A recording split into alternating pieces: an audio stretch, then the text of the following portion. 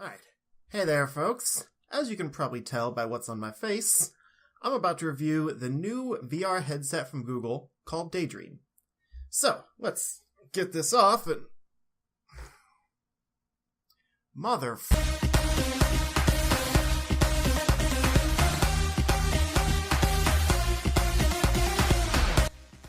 Okay. So, this is Google Daydream. It's actually probably one of the best built VR headsets I've seen so far. It's very nice. I actually have the phone in here now.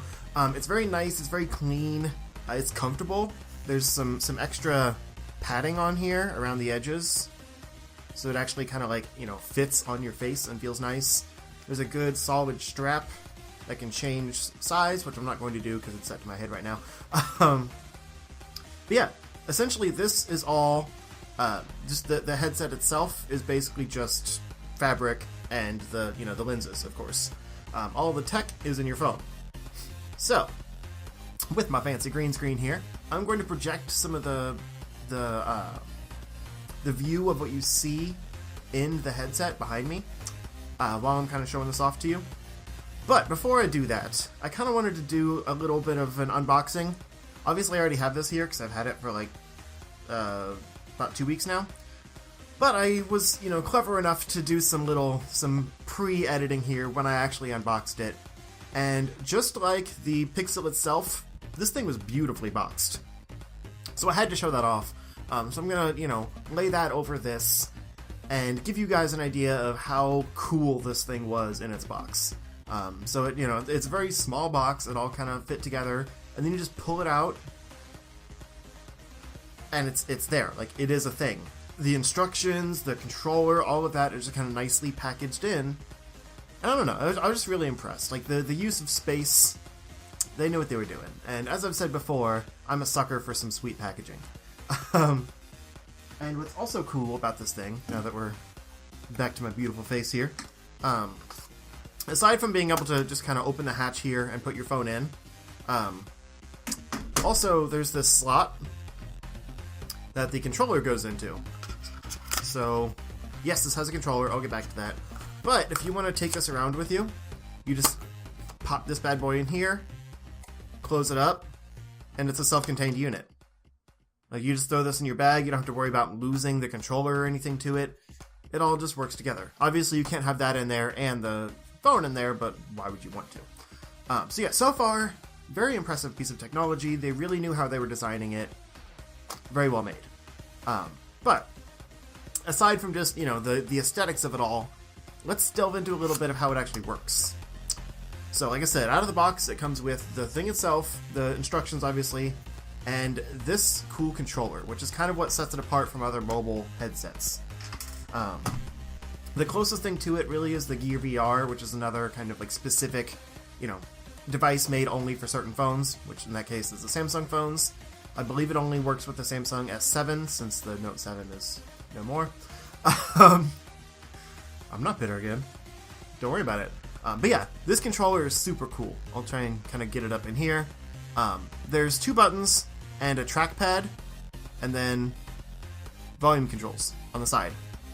So that's everything you need to control it when it's on your head. This button here is the apps button.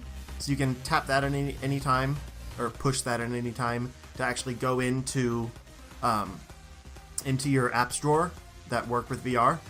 This is a home button / kind of a calibration button.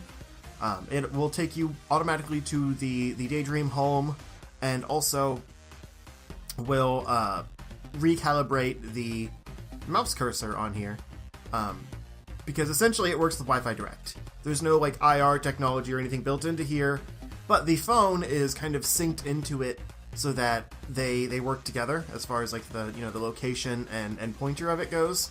So sometimes it might get off and you have to hold down the home button to reset it. But it's really not that big a deal, and it's really easy to fix, so I don't, knock it for that. This trackpad here is actually a motion sensor. You swipe to the left, to the right, up, down, that all works, and you can click it as an actual mouse cursor, or, mouse click. So most games and things will just use a combination of the pointer and the click, similar to a Wii Remote. Also, the volume controls on the side are basically just because you can't really reach the phone stuff very easily when it's on your head. So this is kind of if you're watching a video or something. These speakers, there's no speakers or anything built into the headset. Like I said, it's really only the lens and the fabric, the shell that you put on. So the speakers are your phone. The processor is your phone. The screen is your phone, etc. If you get that by now. So what we're going to do now is I'm going to throw this phone into the Daydream with the screen recording and show you guys how it works, because it's honestly, like, I can go over the the tech side of things, but it's kind of hard to show off VR. You see it in commercials and stuff, and they literally just kind of show the room falling apart around you and like the actual footage, but that's a commercial. I can't do that, so I'm going to show you the screen with VR behind me. So we'll see how that works in editing. So basically, all you do to actually make it work is take your phone, just on the the home screen, you pop it in to the actual device here, and it automatically finds the that it's in here. Close it up. Make sure it's kind of lined up nicely. This is only built for the Google Pixel and Google Pixel XL. I don't think I made that clear yet, but yeah, that's why this kind of sticks out a little bit, but it's also a better viewing angle than the regular Google Pixel, so I don't mind there's a little bit of extra here, because it does have to be built for both phones, so they kind of size it to the smaller with the intent that it can be, larger on here. But yeah, and then you stick it on your face.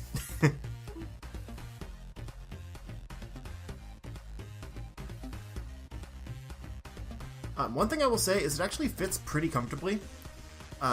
Because it has the strap and kind of the padding on the screen, it just kind of rests against your face.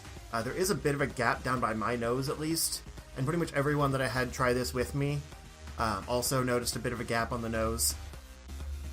But, like, as far as the actual viewing angle of the screen, you really don't see any kind of dead zone or anything around it. So yeah, we're going to pair the controller. Okay, so yeah, that's why I call this awkward tech. The controller does have a charger. It is pretty much the only actual tech involved in this, so it does need to be charged. And apparently, I just let it sit and it stopped charging. So yeah. Anyway,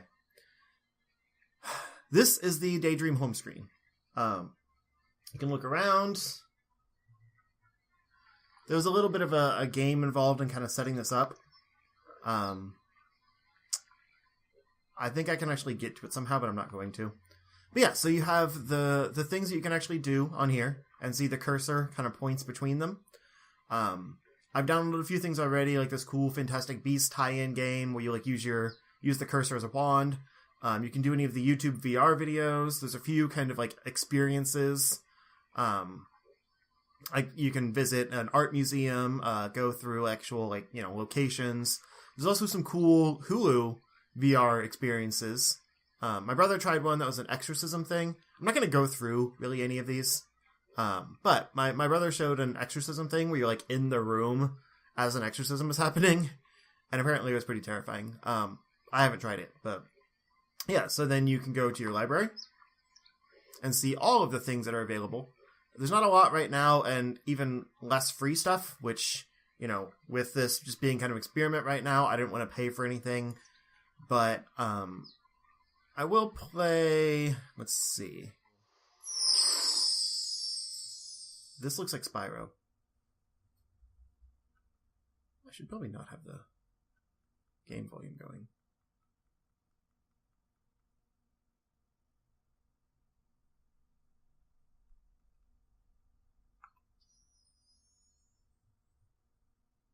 Okay, we're in a little, amusement park. Interesting.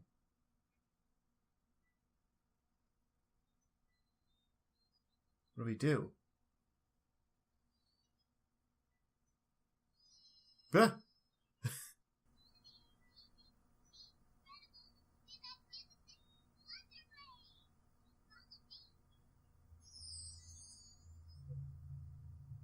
Okay.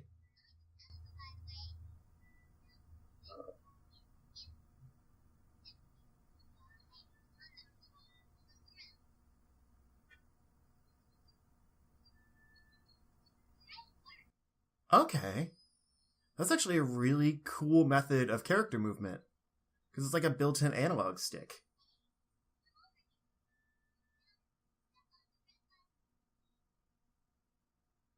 So that's what I'm talking about, where this kind of defines VR better than just like the, the viewing experiences. Because all you can do is look at stuff, like look around. Another cardboard has like one little button on it you can use to interact. But yeah, all you can do is like on-rails experiences. It's not really like a game changer as far as that's concerned. But here, you basically have like a Wii remote in your hand. So you can do, full directional movement and interact with stuff using the clicker.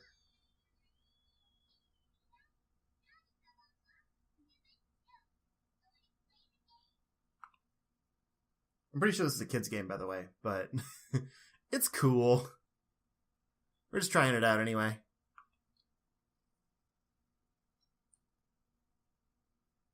Tilt your controller, click to start. Okay.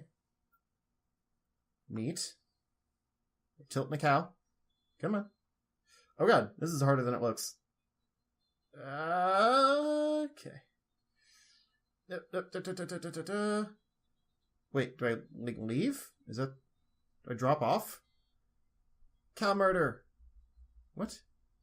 I'm confused. So just keep going? Oh, derp. Finish line. I'm smart. I'm so bad at this. Stop it. Oh, I missed it. No, dang it. Wait, can I cheat? No. Well, crap. Alright. I do notice that there's a little bit of issue with like the latency of tilting, which isn't ideal in a game like this. But it's still really cool. Well, that sucked. Okay. But yeah, that's an example of a game. Let's move to something else. Oh. What? Oh, dang. This one's on the side. Okay. Wow. This tether is kind of causing me issues a little bit. Okay. That's tricky. It's cool, though. I like it, actually. You got a screen on here, and you just literally tilt side to side. That's super fun. E. Well, dang it, I missed it. So they're pretty simple experiences, like I said. But it's more just the technology involved in this, like kind of, the future of VR in that way, that this will allow through mobile devices, if you have a Google Pixel or Google Pixel XL. Supposedly they're going to be rolling it out to other devices in the future. There's already like there's already a hack to get it on some other Nexus devices, but they're just not quite strong enough really for it. So in that way, like you can do it, but you might not necessarily want to. But yeah, because this is a 2K display, the Pixel isn't quite as dense as the XL. So that's why I like the XL more. But because it's a 2K display, it actually is running 1080p on each eye, which is pretty sweet. What the? Okay. I didn't register that was there. Okay, we're done with this. It's pretty sweet as far as, like, the VR resolution, because as far as I remember, the actual, like, the Oculus and things like that are almost 1080, but not quite, I want to say, on average. So the fact that this can actually run... That looks terrifying. The fact that this can actually run 1080p on both screens by, being a mobile device is pretty impressive. And the picture quality looks really good. I mean, the kind of games it can put on here, sure, they're not like PS4 games or anything, but they're pretty good. I don't know about this so much. Oh, it's not free anyway. Okay. It looks terrifying, though. Here's kind of a quick look at some of the stuff you can get on here. Frostbound is a game. Some of these are just actual like films you can watch, which is pretty cool. That one is too. I don't know what that is. Okay. Just cinematic experiences again. A lot of this is cinematic experiences. I think it'd be kind of crazy to keep talking and it explodes on here, but it'd pretty much just be viewing the bomb in front of your face. Like, there's not that much to it, really. But yeah. I'm going to take this off because it's kind of awkward to wear while I'm talking to you guys. But that's kind of a quick look at the actual interface and stuff itself. So if that impressed you, looking all around, because why not? If that impressed you, then this might be something worth looking into if you already plan to get the Google Pixel phone. Mine came pre-order bundled, so I didn't have to worry about it or anything. But yeah, it's pretty neat. Yeah. So yeah, that's pretty much the whole thing. I mean, I showed you the device itself, kind of the specs of it, if you call it that. It's pretty much the specs of the phone, but, mixed with what the controller can do. It does leave a mark on your face, which is pretty embarrassing. But it's cool. And some of the actual things you can get on the device itself. I'm sure they will add more stuff as it goes. Like I said, because it's only supported by 2 devices right now, it probably won't get a huge amount of support. But some of the games that are on there already are impressive, and they're mostly exclusives. And then the same VR experiences you can get anywhere else are available. There's also some limited functionality, like if you just go into, like a website or something that supports VR, and it has like the VR compatible mode, you can tap that and then put it in the device.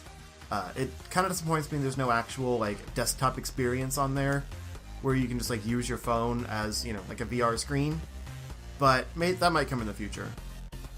I also tested out, I tried to get it running to my computer to run actual like PC games on that as like a screen sharing, and the options available for that right now are pretty limited and are all paid. And I'm not saying I wouldn't pay for them, I'm just saying that right now they're not like the kind of experience that I would want to pay for. They're just not there yet. So in the future, this could be a very possible option for actual computer VR through like tethering to the computer and using some kind of screen sharing program to mirror your VR game screen on your phone. Especially if they found a way to make this controller work in tandem with the game instead of like a mouse, and probably wouldn't replace the keyboard. But using this or just in combination with the PC controller, that kind of thing, I can see it being really cool. But I'm sure it'll be a little while before VR becomes mainstream enough that we get like a open source like OBS type program for just random VR headsets. But yeah, if you have any other questions about the device, let me know in the comments. I'm sure I missed something about it because I'm awkward. But I hope you enjoyed this look into the device. Not an easy thing to review, but I did my best. So yeah, until next time, have fun.